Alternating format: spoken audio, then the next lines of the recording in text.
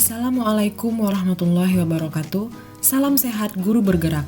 Bapak dan Ibu yang luar biasa, kali ini saya ingin menjelaskan tentang koneksi antara materi refleksi dan kesimpulan pemikiran Ki Hajar Dewantara.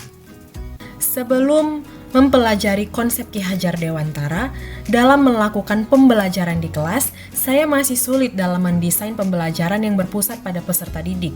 Saya sering memberikan materi untuk menuntaskan sesuai target tanpa memperhatikan perasaan, kemampuan, dan bakat peserta didik untuk menguasai mata pelajaran dengan mendapatkan nilai sesuai KKM yang diterapkan oleh sekolah. Saya jarang melakukan refleksi terkait pembelajaran yang sudah dilakukan, sehingga saya tidak memahami sejauh mana keberhasilan proses pembelajaran yang sudah terlaksana di sekolah.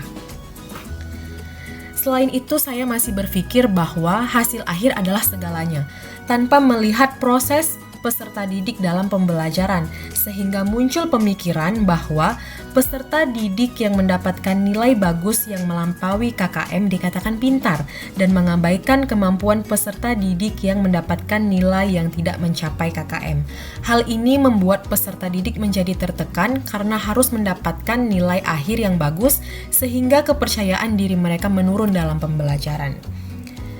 Selain itu, saya merasa kurangnya pendekatan secara emosional dengan peserta didik, sehingga penanaman nilai-nilai karakter dan budi pekerti kurang terbangun dengan baik.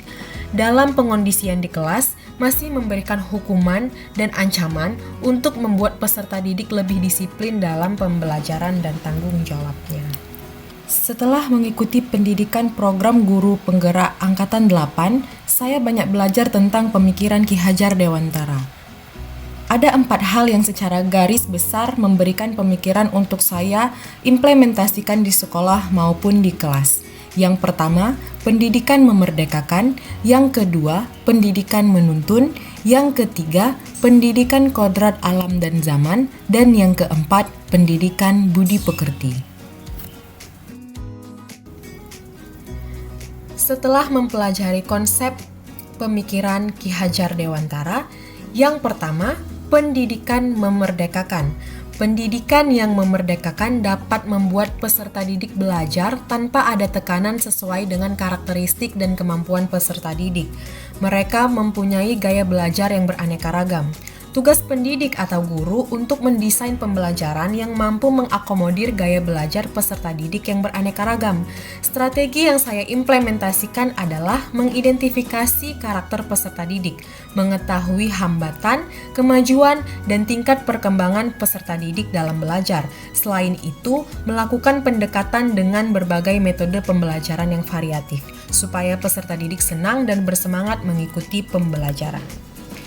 Yang kedua, pendidikan menuntun. Saya menyadari sebagai pendidik tidak bisa memaksakan kehendak supaya bisa diikuti oleh peserta didik.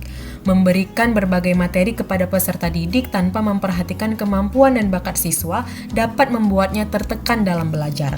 Pendidik harus mampu menuntun peserta didik sesuai bakat, minat, dan kemampuannya. Oleh karena itu, saya berusaha untuk menciptakan suasana belajar yang menyenangkan. Pendidik sebagai role model yang akan selalu ditiru oleh peserta didik, baik perkataan sampai perbuatan. Yang ketiga, pendidikan sesuai kodrat alam dan zaman. Saya paham dan sadar bahwa setiap peserta didik itu unik. Mereka memiliki karakteristik, bakat, dan kemampuan yang berbeda-beda. Untuk itu, sebagai pendidik, saya membimbing mereka agar muncul sifat baiknya dan juga membekali keterampilan peserta didik sesuai zamannya, sehingga mereka bisa hidup, berkarya, dan menyesuaikan diri.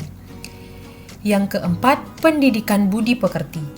Saya menyadari sebagai pendidik harus bisa digugu dan ditiru, karena pendidik adalah orang dewasa yang secara sadar bertanggung jawab mengajar, mendidik, dan membimbing peserta didik. Untuk membangun pendidikan budi pekerti, saya mengajak peserta didik untuk aktif dalam kegiatan ekstrakurikuler dan intrakurikuler agar membangun karakter, moralitas, dan mentalitas peserta didik melalui kegiatan-kegiatan di sekolah.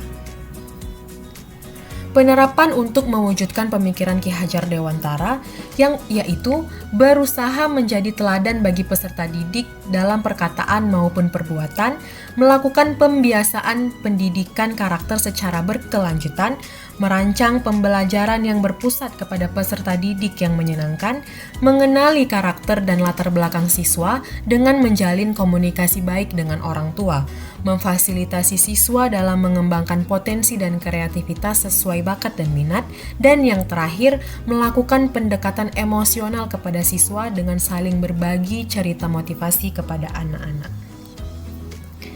Bapak dan Ibu yang luar biasa, teruslah berkarya, terus bergerak, terus maju, terus berkreatif untuk mewujudkan profil pelajar Pancasila. Sekian, terima kasih. Wassalamualaikum warahmatullahi wabarakatuh.